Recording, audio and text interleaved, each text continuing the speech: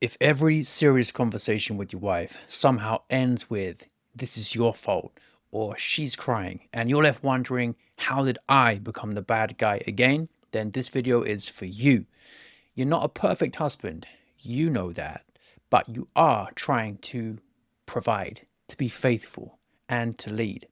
And yet, in your own home, you feel like the villain in every argument, the one apologizing while your real concerns never get answered, and the problem everyone walks around.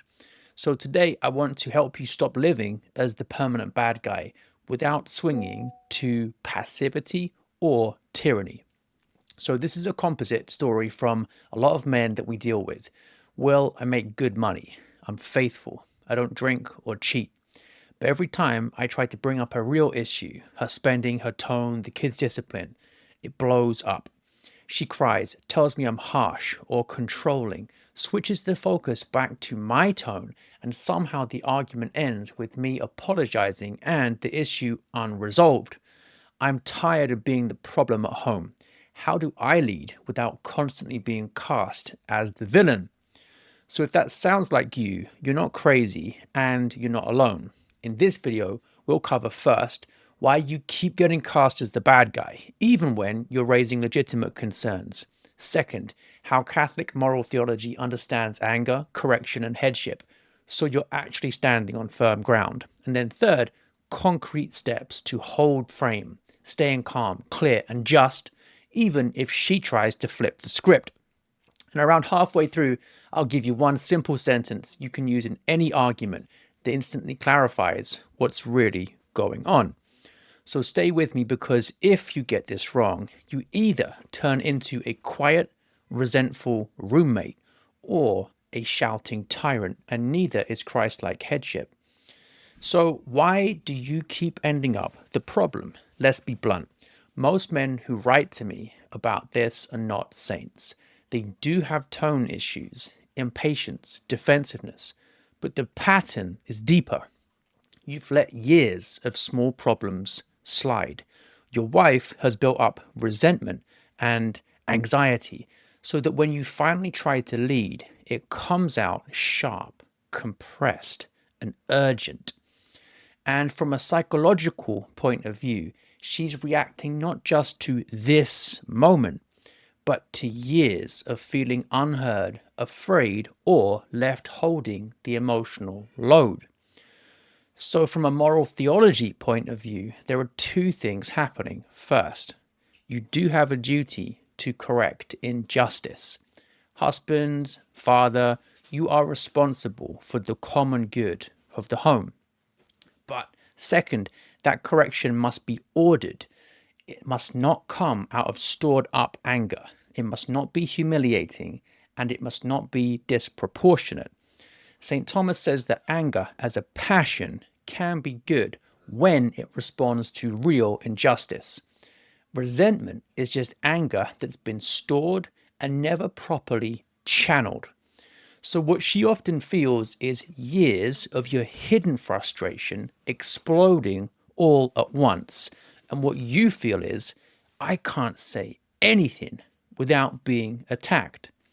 And that combination is what keeps you stuck in the bad guy role.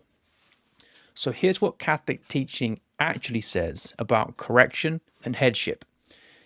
Men either tend to avoid correction completely, happy wife, miserable life, or use headship as an excuse to unload on their wife.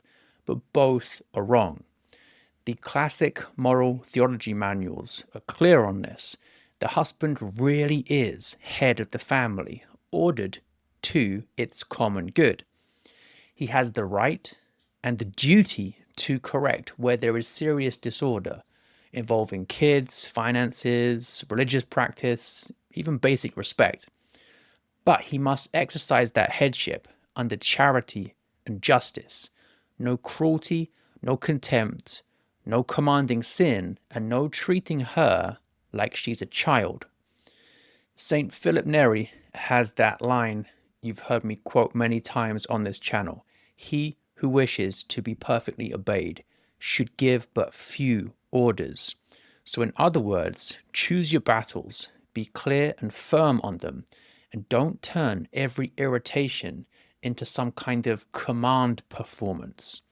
So, when your wife flips the script and makes the argument about your tone, sometimes she's dodging, sometimes she's pointing to a real disorder in the way you are correcting her. And you need categories for both. Now, here's a quick check in. Think of the last major argument you had. Did the original issue actually get resolved? Or did it end with you apologizing for your tone while the real problem stayed untouched? If most of your conflicts end with, I'm sorry, I'll try to do better, and then nothing changes on her side, you don't have peace, you have appeasement. So keep watching because I'm going to show you exactly how to stay calm, call things by their right name, and walk away knowing you led like a Catholic man should, even if she didn't like it in the moment. So here's how to hold frame in conflict. Let's use another composite case. We'll call him Mark. He's 42. He's an engineer. He's well paid, around 180K. Things are going well financially. He's faithful, mass on Sundays. He tries to pray more. But his wife overspends, undermines him with the kids, and routinely says, "You're controlling," when he sets boundaries. Now, when he first came to us, his pattern was basically letting things build until he got furious. Then he would drop a "we need to talk" bomb. She'd cry. He'd raise his voice, and she'd accuse him of being scary. So he ended up apologizing for being harsh, and the real issues never got addressed. So the shift we worked on for him had three parts. First, separate the content from the tone. When she says you're being controlling, harsh, abusive, you calmly respond with something like, "We can talk about my tone. I'm happy to correct it if I'm wrong, but the content is still true. We need to talk about XYZ." And here's that one sentence I promised you, right? Because you're making it clear. The tone can be tweaked. The actual issue doesn't disappear just because she doesn't like how it feels. So you're refusing to be manipulated by emotional noise without dismissing her feelings. Now, you need to set the conditions of the conversation. You're not obliged in justice to stand there and be shouted at, insulted, or emotionally blackmailed. You can say, "I'm willing to talk about this. I'm not willing to be disrespected. Let's take 20 minutes to cool off and then we'll come back to it." That's not a threat, that's ordered leadership. And Aquinas is very simple when it comes to this. Virtue hits the mean between excess and defect. Excess would be shouting, hammering, dominating. Defect would be shutting down, hiding, and avoiding. So you're aiming for the middle, calm, clear, firm. Then decide the actual boundary and really keep it. A lot of your arguments go nowhere because you never actually convert them into actual decisions. If the issue is kids' screen time, or your wife's spending, or how you handle in-laws, then you listen, you consider her input, then you make a decision. And you say something like, "I've heard what you're saying. As head of the family, I'm deciding we're going to do X.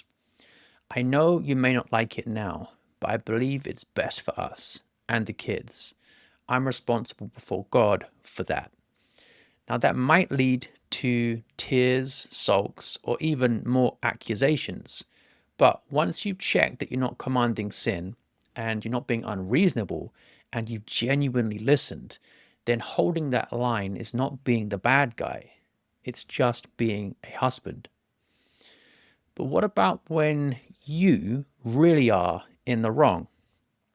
We also have to be honest about this because sometimes you are the problem. And wives will often describe sarcasm, eye rolling, stonewalling, and men exploding in anger, then minimizing it. Aquinas would call that injustice, and lack of meekness. So part of holding the frame is being quick to own real sin. So when you genuinely cross the line, you can say, "You're right, that was wrong. I spoke sinfully. I'm sorry. I'll go to confession for it." But the underlying issue still needs solving. Can we talk about that when we both cool down? Notice the pattern there.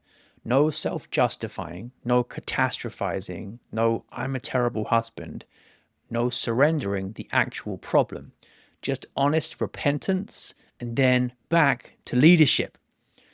St. Philip Neri said, "Men are generally the carpenters of their own crosses."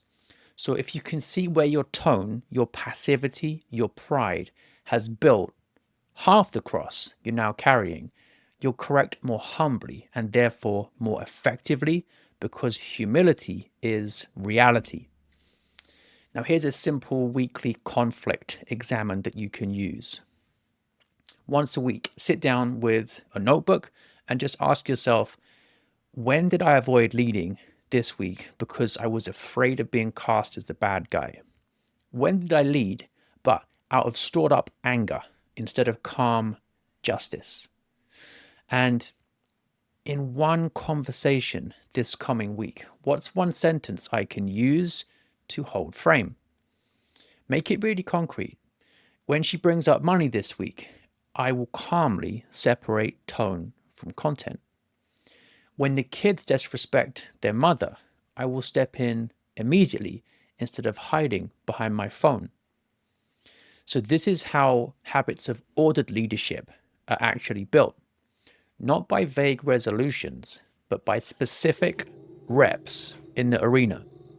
Now, if you want help practicing this, then everything we've talked about, frame, tone, headship, conflict, is not going to be fixed by watching just one YouTube video.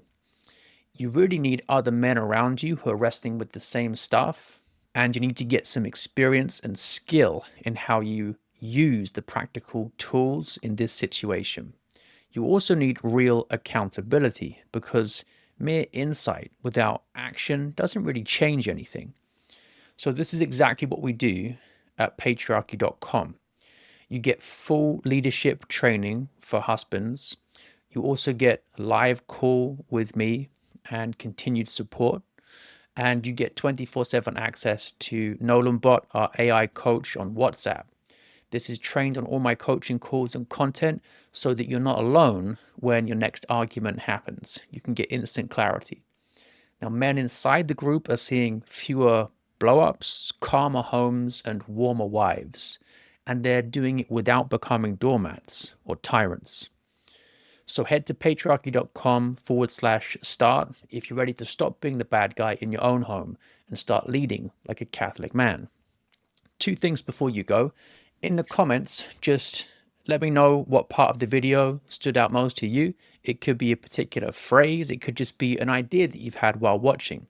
And also, just send this video to one husband you know who's struggling in this area and needs some help, because a lot of guys are suffering in silence and we need to reach them. You're not doomed to be the permanent bad guy at home. You're called to be a Catholic husband and to love your wife as Christ loves the church. Firm, calm, and sacrificial. Live that way, and over time, the story about who's the problem will start to change.